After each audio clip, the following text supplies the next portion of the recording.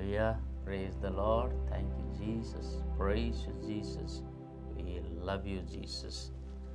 সখী সে নর যে পালন করে ঈশ্ববিধি বিধান, সখী সে নর যে পালন করই ঈশ্ববিধি বিধান, অনিন্দনীয় যাহা জীবনে সে ধন্য, যে পালন করই ঈশ্বরঙ্কর বিধি বিধান, সুখী সে নর ইষ্ট ইষ্ট যে করই পালন, পূর্ণ হৃদয় যে তাহাଙ୍କୁ করে অন্বেষণ, সখী সে নর যে পালন করই ঈশ্ববিধি বিধান।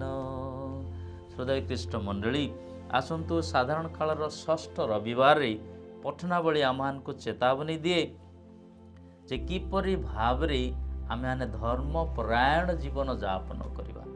ଈଶ୍ୱରଙ୍କର ପ୍ରଜ୍ଞା, ଈଶ୍ୱରଙ୍କର ଆଜ୍ଞା, ଈଶ୍ୱରଙ୍କର ବିଧି ଯଦି ଆମେ ପାଳନ କରୁଅଛୁ, ସୁନିଶ୍ଚିତ ଭାବରେ ଈଶ୍ୱର ମୋ ଦ୍ୱାରା ଆମ ଦ୍ୱାରା ଗୌରବାନ୍ୱିତ ହୁଅନ୍ତି। ଯେତେବେଳେ ତାଙ୍କର ଆଜ୍ଞା ଅବଜ୍ଞା କରୁ, ତାଙ୍କର ଆଜ୍ଞା ପାଳନ କରୁନାହୁଁ, ତାହାର ଅର୍ଥ ଯେ ଆମେ ଈଶ୍ୱରଙ୍କୁ ମାନୁନାହୁଁ, ତାଙ୍କର ପ୍ରଜ୍ଞା ପ୍ରତି ଆମର ଶିଥିଳତା ବଢ଼ିଯାଇଅଛି, ଯାହାରି ଫଳରେ କି ସୁନିଶ୍ଚିତ ଭାବରେ ଆମର ଏହି ଜଗତର ମାନଦଣ୍ଡ ହିଁ ଆମମାନଙ୍କୁ ସଦାସର୍ବଦା ଈଶ୍ୱରଠାରୁ ଦୂରରେ ରହିବା ପାଇଁ ଶିକ୍ଷା ଦେଉଅଛି। ତେଣୁ ଆଜି ମୁନି ସିରାଙ୍କ ଗ୍ରନ୍ଥରୁ ପାଠ ଅଧ୍ୟାୟ 15-20 ଶିକ୍ଷା ଦିଏ, ସେ କେବେ କାହାକୁ ଦୁଷ୍ଟ ପ୍ରକୃତି ହେବା ପାଇଁ କିମ୍ବା କାହାକୁ ପାପ କରିବା ପାଇଁ ଆଦେଶ କରନ୍ତି ନାହିଁ କି ସେଥିପାଇଁ ଅନୁମତି ଦିଅନ୍ତି ନାହିଁ। God never ever allows us to commit sin and fall into sin and temptation. ଏଇ ଯୋ ପ୍ରଲୋଭନ ସୁବିଧା ଆମମାନଙ୍କୁ ଦିଅନ୍ତି, ଯଦ୍ୱାରା ଆମେ ସେଥିରୁ ତାକୁ ମୁକାବିଲା କରି ଉତ୍ତୀର୍ଣ୍ଣ ହେବା ପାଇଁ। ତେଣୁ ଏହି ପ୍ରଲୋଭନ, ଏଇ ଯୌବନ, ବିଭିନ୍ନ ପ୍ରକାର ପ୍ରଲୋଭନ କେବଳ ଶାରୀରିକ ନୁହଁ, ମାନସିକ, ଆଧ୍ୟାତ୍ମିକ ତଥା ଆମର ଚୋରି ବା ନିଜେ ପ୍ରସିଦ୍ଧ ଲାଭ କରିବା ବା ମାଲ ପ୍ରାକ୍ଟିସ୍, ଏସବୁ ଯାକ ପ୍ରଲୋଭନ ଯିଏ ସଚୋଟ ରଖେ, ନୀତିନିଷ୍ଠ ଜୀବନ ଯାପନ କରେ, ନିଜକୁ ପବିତ୍ର କରି ରଖେ, ଆଉ ଏହି ଈଶ୍ୱର ତାହା ପ୍ରତି ସହାନୁଭୂତି ପ୍ରଦାନ କରିବେ। ତୁମେ ଇଚ୍ଛା କଲେ ତାହାଙ୍କୁ ଆଜ୍ଞାବଳୀ ପାଳନ କରିପାରିବ। ପ୍ରକୃତରେ ତାହାଙ୍କର ଇଚ୍ଛା ପାଳନ କରିବା ହିଁ ବିଜ୍ଞ ଲୋକମାନଙ୍କର କ'ଣ ପରିଚାୟକ, ଦେର ଆଇଡେଣ୍ଟିଟି। ଦ ୱାଇସ୍ ବା ଜ୍ଞାନୀ ବିଜ୍ଞ ଲୋକମାନେ ହିଁ କ'ଣ ଜୀବନ ଏବଂ ମୃତ୍ୟୁ ଆମଠାରେ ଅଛି, ପବିତ୍ର ଅପବିତ୍ରତା ଅଛି, ଅନ୍ଧକାର ଆଲୋକ ଆମଠାରେ ଅଛି, ସତ୍ୟ ଅସତ୍ୟ ଆମଠାରେ ଅଛି। ତେଣୁକରି ଏଇ ଦୁଇଟି ଆମମାନଙ୍କର ଜୀବନରେ ଯେମିତି ହେଡ୍ ଆଣ୍ଡ ଟେଲ୍, ମୁଣ୍ଡ ଏବଂ ଗଣ୍ଡି ଟଙ୍କାର ଦୁଇଟି ପାର୍ଶ୍ୱରେ ଆମ ଜୀବନରେ ତଦ୍ରୂପ ଆସିଥାଏ। ଜୀବନ ମରଣ, ଆଲୋକ ଅନ୍ଧକାର ଏବଂ ସତ୍ୟ ଅସତ୍ୟ, ପବିତ୍ର ଅପବିତ୍ର, ଏଇ ଦୁଇଟି ମଧ୍ୟରୁ we have two choose what is best. ଆମେ ସମସ୍ତେ ଜାଣୁଅଛୁ ଆଲୋକ ଈଶ୍ୱରଠାରୁ ଆସିଥାଏ ଏବଂ ସତ୍ୟ ଈଶ୍ୱରଠାରୁ ଆସିଥାଏ, ପବିତ୍ରତା ଈଶ୍ୱରଠାରୁ ଆସିଥାଏ। ଅନ୍ୟ ପକ୍ଷରେ ଅନ୍ଧକାର ଏବଂ ଦୁର୍ଗତି, ଦୁର୍ଦ୍ଦଶା ଏବଂ ଦୁର୍ନୀତି ଶୈତାନ ଦ୍ୱାରା ଆସିଥାଏ। ତେଣୁକରି ଆମେ ହିଁ ମନୁଷ୍ୟ ଯେତେବେଳେ ଏଇ ଯେଉଁ ଦୁଇଟା ଚଏସ୍ ଆମଠାରେ ଈଶ୍ୱର ପ୍ରଦାନ କରିଛନ୍ତି, ଯଦି ଆମେ ଉତ୍ତମ ପ୍ରଜ୍ଞା, ବୁଦ୍ଧି, ଜ୍ଞାନ ଦ୍ୱାରା ଯଦି ବାଛିବା, ନିଶ୍ଚିତ ଭାବରେ ସୁଫଳ ପାଇବା। ତେଣୁକରି ମୁନିଷୀରା କହନ୍ତି ଯେ ତୁମଠାରେ ଦୁଇଟି ଚଏସ୍ ଅଛି, ତୁମ ସଙ୍ଗେ ରହିଛି ଜୀବନ ମୃତ୍ୟୁ, ଯେ ଯାହା ଅଧିକ ଚାହେଁ ତାହାକୁ ସେ ପ୍ରଦତ୍ତ ହେବ। କାରଣ ପ୍ରଭୁଙ୍କର ପ୍ରଜ୍ଞା ଅସୀମ, ସେ ସର୍ବଶକ୍ତିମାନ, ସର୍ବଦ୍ରଷ୍ଟା। ତାହାଙ୍କୁ ଯେଉଁମାନେ ଭୟ କରନ୍ତି ସେମାନଙ୍କ ଉପରେ ସେ ଦୃଷ୍ଟି ରଖନ୍ତି। ସେ ମନୁଷ୍ୟର ପ୍ରତ୍ୟେକ କର୍ମର ହିସାବ ରଖନ୍ତି। ପ୍ରତ୍ୟେକ କର୍ମରେ।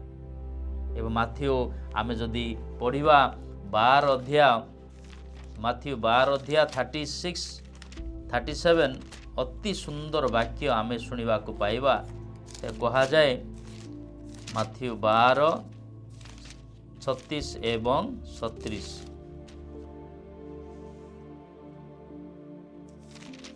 ଅତି ସୁନ୍ଦର ବାକ୍ୟ କୁହେ। ପ୍ରିୟ ଭାଇ ଭଉଣୀମାନେ ମନେ ରଖନ୍ତୁ ଯେ କିନ୍ତୁ ମୁଁ ତୁମମାନଙ୍କୁ କହୁଛି, ତୁମମାନଙ୍କର କହିଥିବା ପ୍ରତ୍ୟେକ ଅସାର କଥା ପାଇଁ, ଏମ୍ପ୍ଟି ୱାର୍ଡସ୍, ଅନନେସେସରି ବାକ୍ୟ ଅନ୍ୟ ପାଇଁ ଯଦି ବିନିଯୋଗ କରିଅଛ, କିନ୍ତୁ ତୁମମାନଙ୍କୁ କହୁଛି ତୁମମାନେ କହିଥିବା ପ୍ରତ୍ୟେକ ଅସାର କଥା ପାଇଁ ବିଚାର ଦିନରେ ତୁମମାନଙ୍କର ହିସାବ ଦେବାକୁ ପଡ଼ିବ। ଏଭ୍ରି ୱାର୍ଡ ୟୁ ଆଟର, ସକାରାତ୍ମକ ନକାରାତ୍ମକ, ଭଲ ମନ୍ଦ, ଖରାପ ଅଶ୍ଳୀଳ, ଏସବୁ ଯାହା ଭାଷା ଯାହା ଆମେ ବିନିଯୋଗ କରୁଅଛୁ ତାହାର ହିସାବ ଦେବାକୁ ପଡ଼ିବ। କାରଣ ତୁମ କଥା ଦ୍ୱାରା ତୁମେ ନିର୍ଦ୍ଦୋଷ ପ୍ରମାଣିତ ହେବ ଏବଂ ତୁମ କଥା ଦ୍ୱାରା ତୁମେ ଦୋଷୀ ସାବ୍ୟସ୍ତ ହେବ। ଭେରି ଭେରି ଡେଞ୍ଜରସ୍ ବାକ୍ୟ ଈଶ୍ୱର ଆମମାନଙ୍କୁ କହନ୍ତି। ତେଣୁକରି ଆମେମାନେ କେୟାରଫୁଲ୍ ହେବାକୁ ଅଛି, କେୟାରଫୁଲି ଆଟର ଦ ୱାର୍ଡସ୍। କାରଣ ଏହି ଜିଭା ଦ୍ୱାରା ତୁମେ ଯେମିତି ଉଲ୍ଲସିତ ବିକଶିତ ହେଉଅଛ, ଏହି ଜିଭା ହିଁ ତୁମର କ'ଣ ଯେ ମାନଦଣ୍ଡ ହେବ, ତୁମକୁ କ'ଣ ଯେ କଣ୍ଡେମ୍ କରିବା ପାଇଁ, ତୁମକୁ ବିଚାର କରିବା ପାଇଁ ତୁମର ଜିଭା କାଫି। କ'ଣ କ'ଣ କହିଅଛ ଈଶ୍ୱର ସବୁ ହିସାବ ରଖନ୍ତି। ମୁନିଷିରାକୁ ମଧ୍ୟ ଆମେ ଚାହିଁଲୁ ଯେ ସେ କେବଳ କାହାକୁ ଦୁଷ୍ଟ ପ୍ରବୃତ୍ତି ହେବା ପାଇଁ କିମ୍ବା କାହାରିକୁ ପାପ ପାଇଁ ଆଦେଶ କରନ୍ତି ନାହିଁ ଏବଂ ପ୍ରତ୍ୟେକ କର୍ମର ହିସାବ ରଖନ୍ତି। ତେଣୁକରି ପ୍ରାରମ୍ଭରୁ ମୁଁ ଗାଇଲି ସାମ ସଙ୍ଗୀତ, ସଖୀ ସେ ନର ଯେ ପାଳନ କରେ ଈଶ୍ୱରଙ୍କର ବିଧିବିଧାନ। ଦ୍ୱିତୀୟ ପଠନରେ ଆମେ ଶୁଣିବାକୁ ପାଇଲୁ ଯେ ପରମେଶ୍ୱର ଆମମାନଙ୍କର ମହିମାନ୍ୱିତ କରିବା ପାଇଁ ସର୍ବଯୁଗ ପୂର୍ବରୁ ପ୍ରଜ୍ଞା ପରିକଳ୍ପନା କରିଥିଲେ। God want to redeem us। ଈଶ୍ୱର ଆମମାନଙ୍କୁ ପରିତ୍ରାଣ ଦେବା ପାଇଁ। କାହାଠାରୁ ପରିତ୍ରାଣ?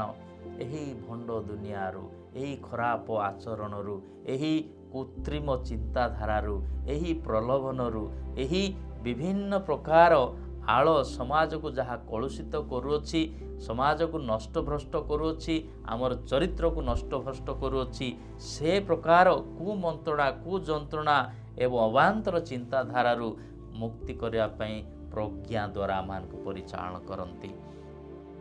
ଏବଂ ସୁସମାଚାରରେ ଆମେ ଶୁଣିଲୁ ଅନେକ ଉତ୍ତମ ବିଷୟ ଆଜି ଈଶ୍ୱର ଆମମାନଙ୍କୁ କହନ୍ତି।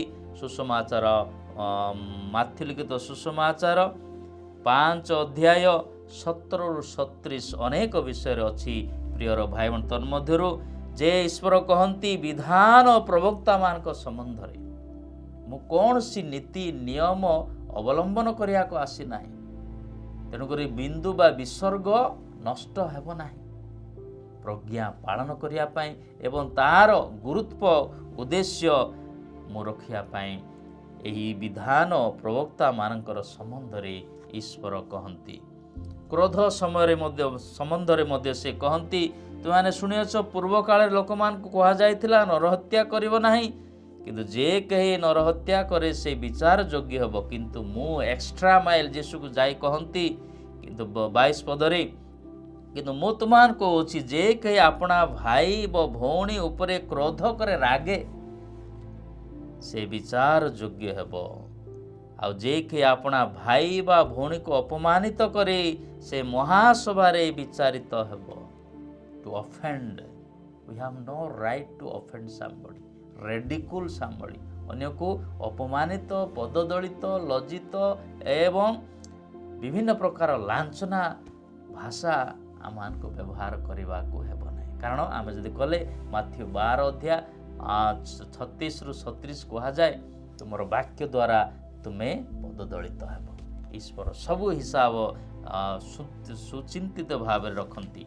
ଏବଂ ତୃତୀୟରେ ବ୍ୟଭିଚାର ସମ୍ବନ୍ଧରେ କହନ୍ତି, ତୁମମାନେ ଶୁଣିଅଛ ଲେଖା ଅଛି ବ୍ୟଭିଚାର କରିବ ନାହିଁ, କିନ୍ତୁ ମୁଁ ତୁମମାନଙ୍କୁ କହେ ଯଦି କେହି କୌଣସି ନାରୀକୁ ଲୋଲୁପ ଦୃଷ୍ଟିରେ ଦେଖେ ସେ ଅଲରେଡ଼ି ବ୍ୟଭିଚାର କରିଅଛି। ଭୟଙ୍କର ଆଜ୍ଞା, ଭେରି ଭେରି କ୍ରିଟିକାଲ ଏବଂ ଅତି ଗୁରୁତ୍ୱପୂର୍ଣ୍ଣ ଆଜ୍ଞା। କାରଣ ଈଶ୍ୱର ଆମମାନଙ୍କୁ ସେତିକି ସଚ୍ଛୋଟ ନିର୍ମଳ ନିଷ୍କଳଙ୍କ ରଖିବା ପାଇଁ ଏହି ପ୍ରକାର ପ୍ରଜ୍ଞା ଦ୍ୱାରା ଯିଏ ଉଦ୍ଭାସିତ ହେବ ସେ ଈଶ୍ୱର ତୁଲ୍ୟ ବା ଈଶ୍ୱର ସଦୃଶ୍ୟ ଏହି ଜଗତରେ ଉଦ୍ଭାସିତ ହେବ। ଏବଂ ଚତୁର୍ଥରେ ଛାଡ଼ପତ୍ର ସମ୍ବନ୍ଧରେ ମଧ୍ୟ ସେ କହନ୍ତି, ଆଜିର ସୁସମାଚାର ଅତି ଲମ୍ବା, ଏହି ସମସ୍ତ 6ଟି ବିଷୟ ସ୍ୱତନ୍ତ୍ର ଭାବରେ ଧ୍ୟାନ କରନ୍ତି। କ'ଣ କ'ଣ? ଯେ ବିଧାନ ପ୍ରବକ୍ତାଙ୍କ ସମ୍ବନ୍ଧରେ, କ୍ରୋଧ ସମ୍ବନ୍ଧରେ, ବ୍ୟଭିଚାର ସମ୍ବନ୍ଧରେ, ଛାଡ଼ପତ୍ର ସମ୍ବନ୍ଧରେ ଯେ କୁହାଯାଇଅଛି ଯଦି କେହି ନିଜ ସ୍ତ୍ରୀକୁ ପରିତ୍ୟାଗ କରେ ସେ ତାହାକୁ ଛାଡ଼ପତ୍ର ଦେଉ, କିନ୍ତୁ ମୁଁ ତୁମମାନଙ୍କୁ କହେ ଅସତୀ ହେବା ବ୍ୟତୀତ ମାନେ ଚରିତ୍ର ନଷ୍ଟ ହେବା ବ୍ୟଭିଚାର ବ୍ୟତୀତ ଅନ୍ୟ କୌଣସି କାରଣ ଯଦି କେହି ନିଜ ପତ୍ନୀକୁ ଛାଡ଼ପତ୍ର ଦେଇ ସେ ବ୍ୟଭିଚାରଟି କରିଅଛି। ତେଣୁକରି ସମାଜରେ ଏ ପ୍ରକାର ନିୟମକୁ ଆଜିକାଲି ଅବମାନନା ଆମେମାନେ କରୁଅଛୁ, ଯାହାରି ଫଳରେ କି ବିଚ୍ଛେଦ ବିବାହ, ବିଚ୍ଛେଦ ଅସମ୍ପର୍କ କୁସମ୍ପର୍କ ଦ୍ୱାରା ଆଜି ସମାଜ ନଷ୍ଟଭ୍ରଷ୍ଟ ହେଉଛି। ଶପଥ ସମ୍ବନ୍ଧରେ ଈଶ୍ୱରଙ୍କର ନାମରେ କୌଣସି ପ୍ରକାର ଶପଥ ନ ନେବା ପାଇଁ ଈଶ୍ୱର କହନ୍ତି, ତୁମେ ଯାହା ହଁ ବୋଲୁଛ ହଁ କୁହ, ନା ବୋଲୁଛ ନା କୁହ, ଈଶ୍ୱରଙ୍କ ନାମରେ ଶପଥ ନେବ ନାହିଁ। ଶେଷରେ ପ୍ରତିଶୋଧ ସମ୍ବନ୍ଧରେ ଏହା କୁହାଯାଇଅଛି ଯେ ତୁମେମାନେ କାହାର ପ୍ରତିଶୋଧ ନେବ ନାହିଁ। କୁହାଯାଇଛି ତୁମେ ଶୁଣିଅଛ ଆଖି ବଦଳରେ ଆଖି, ଦାନ୍ତ ବଦଳରେ ଦାନ୍ତ, କିନ୍ତୁ ମୁଁ ତୁମମାନଙ୍କୁ କହେ ଦୁଷ୍ଟ ଲୋକର ପ୍ରତିରୋଧ କର ନାହିଁ, ବରଂ ସେ କେହି ତୁମର ଡାହାଣ ଗାଲରେ ଚାପୁଡ଼ା ମାରି ତାହାକୁ ଅନ୍ୟ ଗାଲଟିଏ ଦେଖାଇଦେବ। ଏ ପ୍ରକାର ଗୋଲ୍ଡେନ ରୁଲ୍ ଏକ ନିୟମ ଆମମାନଙ୍କୁ ଈଶ୍ୱର ଦେଇଛନ୍ତି। କ'ଣ ପାଇଁ? କାରଣ ଆମ ଦ୍ୱାରା ଈଶ୍ୱର ଗୌରବାନ୍ୱିତ ହେବାକୁ ଚାହାନ୍ତି। ଆମେ ଯଦି ପବିତ୍ର, ନିର୍ମଳ, ସ୍ୱଚ୍ଛ, ନିଷ୍କପଟ, ନିଷ୍କଳଙ୍କ, ଅନିନ୍ଦନୀୟ ଅଛୁ, ଈଶ୍ୱର ଆମ ଦ୍ୱାରା ଏହି ଜଗତରେ ଶାନ୍ତି, ଅନୁଗ୍ରହ, ପବିତ୍ରତା ଆଣିବେ। ଈଶ୍ୱର ଆମ ସମସ୍ତଙ୍କର ପ୍ରୟାସକୁ, ଆମର ସମସ୍ତ ଉଦ୍ଦେଶ୍ୟକୁ, ମାନବ ଜାତିକୁ, ସମାଜକୁ କଲ୍ୟାଣ କରନ୍ତୁ। ସର୍ବଶକ୍ତିମାନ ପରମେଶ୍ୱର ପିତା, ପୁତ୍ର, ପବିତ୍ର ଆତ୍ମା ଆପଣ ସମସ୍ତଙ୍କୁ ଆଶୀର୍ବାଦ କରନ୍ତୁ। ଜୟ ଯୀଶୁ।